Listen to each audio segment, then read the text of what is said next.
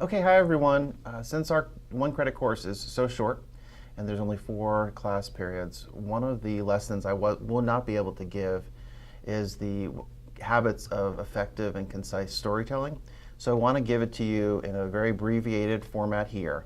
I hope this will help you as you prepare for your assignments both in the LinkedIn story and then also your final story, your final oral presentation. So what I want to do is provide you what I call the 7 habits of concise storytelling, and I hope that this will help you in preparation.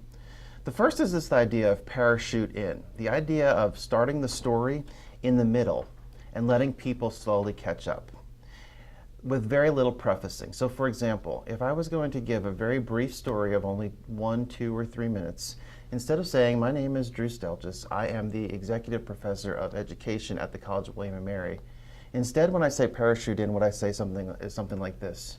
You're never going to believe what happened last night. I had the scare of my life. That's the kind of thing that we talk about when we say parachute in, especially when you have short stories. The second thing is the idea of selecting your first words carefully. The first words and the last words are things that people are really going to remember. The first words are going to pull in the viewer, the listener, and the last words are things that they're going to remember, sort of the theme of your short video.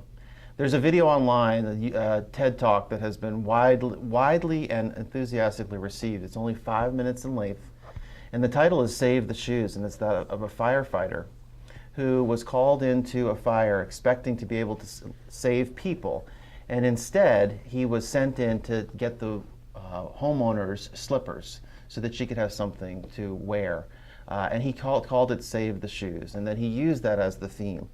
So example of first words are things like, as a volunteer fireman, you want to get there first, rather than, my name is Drew Stelljes, I live in Williamsburg, Virginia.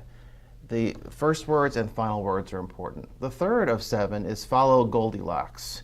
You want to have the right amount of details in the story. Not too little and not too much. And in practice, you'll come to learn whether or not you have too much or too little.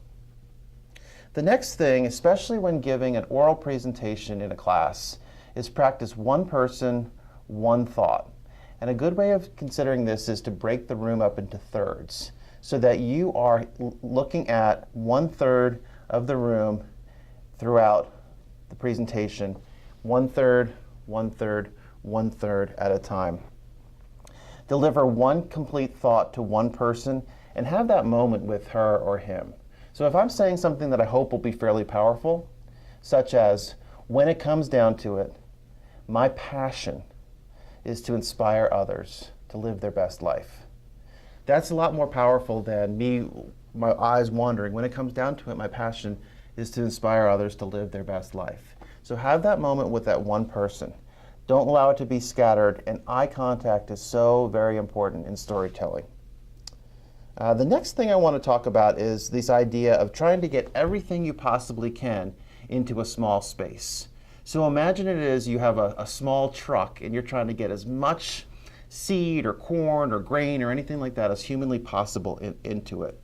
And a lot of times it can a big message, a message of 1,000 words can come from the right word or two. Think about also the idea of the rest in sheet music. Silence is purposely written into a composition. Using silence both helps the listener catch up and it will get everyone's attention. So if you find yourself racing through your story, you may actually, if it's scripted or you have components of it that are scripted, you may actually work in rest or break or silence into your short story. So for example, it might look something like this. And then what I realized is the most important thing to me in my life is family. Family gives me a sense of purpose, of home, of value. And so that rest allows people to catch up and really to contemplate what you're talking about. And then finally, I'll say this, is know your aim, your audience, your intent, and your message. Your audience, you need to know their age, their expertise, and their interests.